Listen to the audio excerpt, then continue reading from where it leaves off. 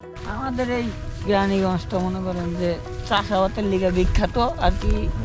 এখানে মনে করেন যে সবাই তো চাষাবাদ করে, 2-4টা গরু বাছুর পালে। এই আমগ এলাকার ছেলে মেয়েরা যারাই আছে কাজ করে তারা সব মনে করেন যে বাহিরের রাষ্ট্রে চলে যায়, সৌদি আরব যায়, কেউ আছে ইরাক যায়, কুয়েত যায়, তারপরে আপনার ফ্রান্স যায়, ইটালি যায়, যে যেখানে সুযোগ পায় আর কি ওইখানেই চলে যায়। মানে এখানে ম্যাক্সিমামই প্রবাসী। হ্যাঁ, এখানে ম্যাক্সিমামই প্রবাসী আচ্ছা, এখানে আশেপাশে স্কুল কলেজ কেমন আছে?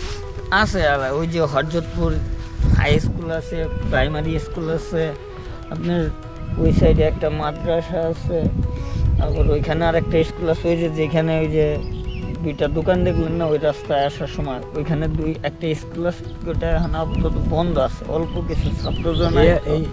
এই এলাকাটা আপনার বসবাসের জন্য কেমন?